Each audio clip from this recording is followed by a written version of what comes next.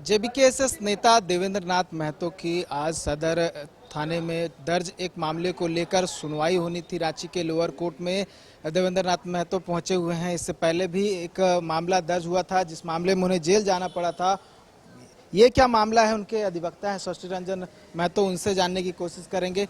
एक और मामला जो था जिस मामले में इनकी गिरफ्तारी हुई थी, जेल जाना पड़ा था जब लोकसभा चुनाव था, सदर थाना का क्या मामला है और इसमें क्या कुछ अभी चल रहा है? ये जिसमें जो जेल चला गया था, जो आप बोल रहे हैं ना, जिसने रिमांड हुआ उसमें सब ग्रांट हो चुकी है। और जेल जाने के बाद जगन्नाथपुर कांड संख्या 131 और चुटिया कांड के तहत इनको फिर से प्रोडक्शन लिया गया था।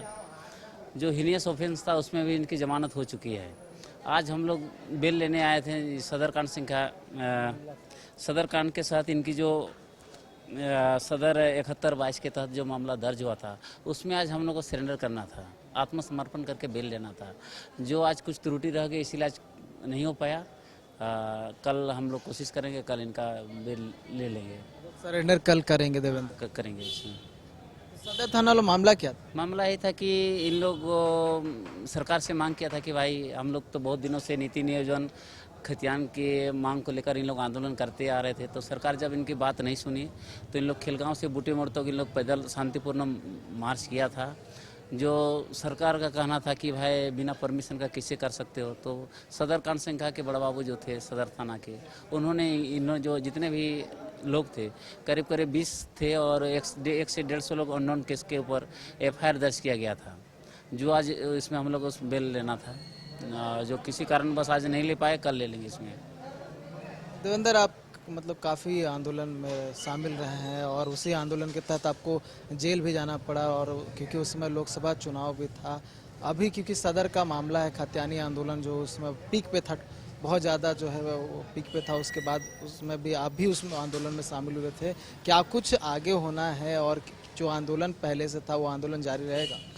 जी बिल्कुल रहेगा, क्योंकि आज हम लोग जो निकले हैं घर से और आंदोलन का वो दौर आपका कैमरा में पल पल का कैद है कि चाहे मुख्यमंत्री आवास घेराव की बात करें, विधानसभा घेराव की बात करें, हाट बाजार में जो नगाड़ा बजा करके, मांदर बजा करके, जो सकुआ पत्ता घुमा करके सिद्धू कानू के तर्ज पर जन जागरण करके एकजुट करने की बात करें, या विधायक संसद से लिखित समर्थन लेने की बात करें, या डिजिटली फिजिकली ट्विटर कैंपेन हर स्वरूप के आंदोलन की बात करें, इस दरमियान में देखे होंगे कि हम लोग को बहुत मुसीबतों का सामना करना पड़ा। आप लोग को याद होगा कि एक आंदोलन से एक रात पूर्व रात भर में 4 डेरा बदलना पड़ता था। कई रात जंगल झाड़ खुले आसमान बिताना पड़ा है। आंदोलन में हमको अपना माँ को भी खोना पड़ा है। आंदोलन के दरमियान में जो है कि कितना मुकदमा झेल रहे हैं, कितना कैंप जेल। अब वो दृश्य याद होगा जो मोराबादी से हम लोग का टेंट समेत उठा करके जो है कि हम लोग को 2 दिन तक नज़रबंद रख दिया गया था। तो इस दरमियान जब हम लोग आज तक विचलित नहीं हुए हैं तो निश्चित ही यह तो तय हो गया कि हम लोग आने वाला भविष्य में भी हम लोग का जिस उद्देश्य से जो झारखंड गठन हुआ था उसी उद्देश्य को पूरा करने के लिए हम लोग लड़ रहे हैं। तो निश्चित ही भविष्य में कभी भी हम लोग विचलित नहीं होंगे और आगे इस आंदोलन को और मजबूती से लड़ेंगे। जितना परेशान किया कि जैसे कि आज हम कोर्ट परिसर से आपको इंटरव्यू दे रहे हैं, इस कोर्ट परिसर में आए हैं तो आज देख रहे हैं कि लगातार इसी कोर्ट परिसर में मेरा अभी 8 मामला अभी तक संज्ञान में मामला चल रहा है, अलग अलग बेंच पर। इसके अलावा और भी स्टेट का अलग अलग कोर्ट में चल रहा है। तो कहने का मतलब आखिर मेरा गुनाह क्या है कि हम यही कह रहे हैं कि भाई आखिर झारखंड राज्य का गठन क्यों हुआ था, किस उद्देश्य से हुआ था, उस उद्देश्य को पूरा कीजिए। कि भाई धरती आबा भगवान बिरसा मुंडा के जयंती के अवसर पर अबुआ दिसुम अबुआ राज स्थापित करने के लिए हुआ था, उसको पूरा करिए। यहाँ जो परीक्षा लीक किया जा रहा है, परीक्षा से पहले पेपर लीक किया जा रहा है, सब बंद करिए। भ्रष्टाचार नहीं होना चाहिए। JPSC JSSC समय पर परीक्षा ले, नियुक्ति हो, यहाँ स्थानीय नीति नियोजन नीति लागू हो और यहाँ हक अधिकार दिया जाए और यहाँ झारखंड हित में नीति लागू किया जाए। यही तो मेरा मांग है और इसको लेकर के हमको कोर्ट कचहरी जेल यही सब का जो है कि हमको चक्कर लगाना पड़ रहा है। कुछ भी करना पड़े हम लोग जो है कि विचलित नहीं होंगे, कमर कस लिए हैं।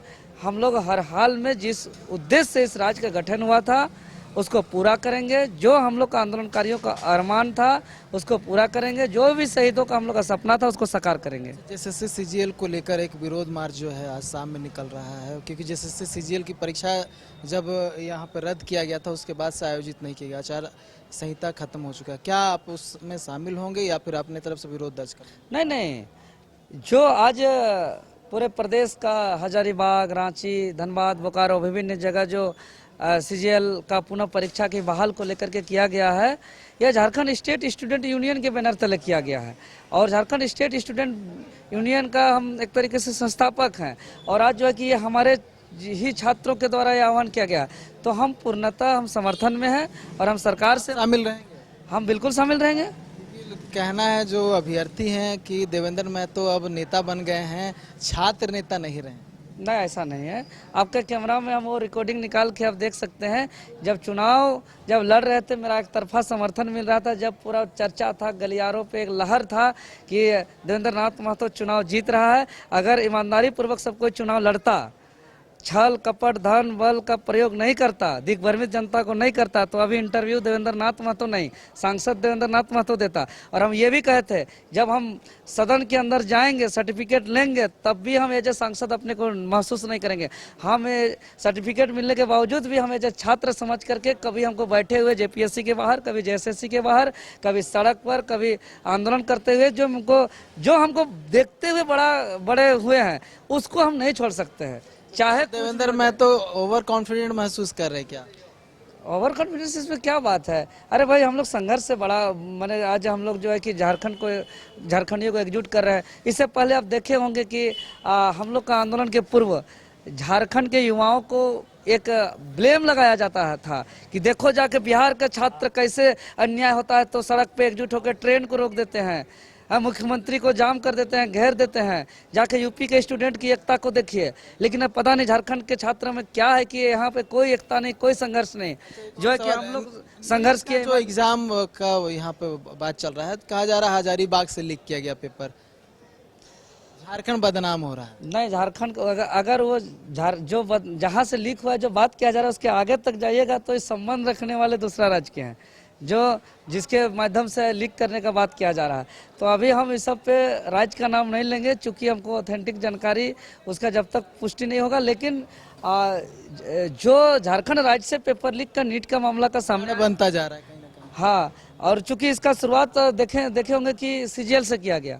सीजीएल का पुख्ता सबूत, ठोस सबूत जब मेरे पास आया तो हम उसको पूरा सीडी लगा करके हम महामहिम राज्यपाल को भी सौंपे और उसके 10 दिन बाद जेएसएससी चेयरमैन पूर्व डीजीपी साहब को जो है कि इस्तीफा भी देना पड़ा। तो कहीं ना कहीं जो है कि पेपर लीक का मामला को लेकर के हम जेल भी गए और हम कितना एफआईआर भी लिए। तो ये बहुत गंभीर मामला है। चाहे आप नीट यूजीसी नीट की बात करें, यूजीसी नेट की बात करें, हर परीक्षा में जब पेपर लीक का मामला आया है तो निश्चित ही पेपर लीक को लेकर के बड़ी बड़ी कानून की बात कही जा रही है। लेकिन कानून ही रह रहा है, लेकिन पेपर लीक करने वाला असली गिरोह जो असली सरगना है उसको पकड़ा नहीं जा रहा है। तो हम यही कहेंगे कि कड़ी कार्रवाई हो। हम ये जानना चाहते हैं कि पेपर लीक हो रहा है तो कौन निकाल रहा है, कहाँ से निकल रहा है, कैसे निकल रहा है, वो असली सरगना को पकड़ा जाए। ये बेचने वाला, पैसा वसूली करने वाला, डील करने वाला, रिकॉर्डिंग पकड़ाने वाला वो ब्रांच है। असली जहाँ से निकाला, जो ताला खोला, जो सील को तोड़ा, उसको पकड़ना होगा। नहीं तो छत के ऊपर से कुत्ता को थूड़ रहे हैं और कुत्ता क्या करके वो बांस को काट रहा है। अरे छत के ऊपर बैठे आदमी को पकड़ना पड़ेगा, तभी मेरा समाधान होगा। लोकसभा में काफी शानदार प्रदर्शन रहा, तीसरे नंबर पर आप रहे हैं। विधानसभा 2-3 महीने में होना है, उसमें भी क्या एज कैंडिडेट आप रहेंगे?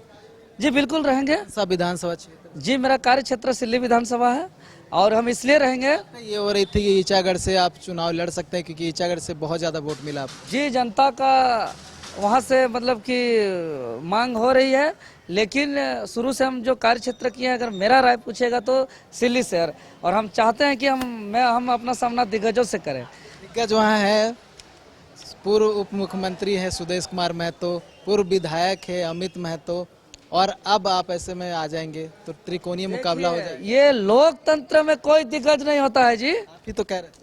अरे वो आपके भाषा को हम बोले थे, लोकतंत्र में किसी को दिग्गज और किसी को कमजोर और किसी को छोटा और किसी को दुबला पतला परिभाषित नहीं कर सकते हैं। लोकतंत्र जनता के समर्थन से बनता है, तो जनता का समर्थन जनता उसको करेगा। और हम जो राज्य के हित के लिए जो काम कर रहे हैं, और हम देख रहे हैं कि मेरा संघर्ष के उपज और संघर्ष जो है कि आज जिसको जिसको मौका मिला, हर किसी को मौका मिला। पूरा सिस्टम बदल सकते थे ये लोग मौका मिलने के बाद, लेकिन देखिए परिणाम आपके सामने है।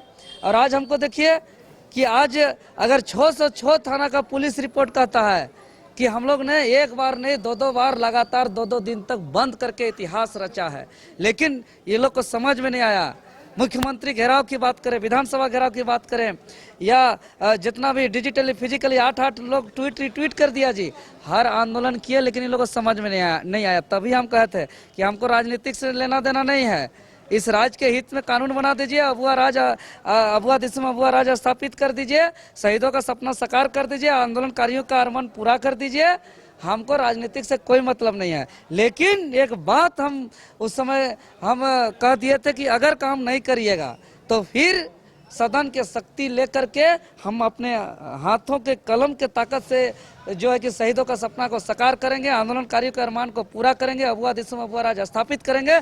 इससे कोई नहीं रोक सकता है। और इसको लेकर के आज हम जो जन जागरण किए हम लोग, आप देखें ये लोकसभा चुनाव में कि जब चुनाव से पूर्व जब मेरा जो जनसंपर्क चल रहा था, दौरा चल रहा था, वो एक तरफा जिस गांव जा रहे थे, जिसको पता हो रहा था कि देवेंद्र नाथ महतो जिस गांव आ रहा है, वहां के मजदूर, कोई ईट भाटा में काम करने वाला ईट भाटा नहीं जा रहे थे, कोई दुकान में काम करने वाला काम पे नहीं जा रहे थे, कोई मजदूर उस दिन मजदूरी करना छोड़ दिए थे। और पूरे उत्साह, जोश, जुनून, ढोल नगाड़ा, गाजा बाजा, गीत माध्यम के साथ, जोश जुनून उत्साह के साथ जो एक तरफा जो समर्थन देखा, ये लोग हार से घबरा गए, दिमाग विचलित हो गया और पावर का मिसयूज करते हुए राजनीतिक शिकार बना करके हमको जैसे छाप आने से पहले ही नामांकन कराने के दिन हमको जनता से दूर रख दिया।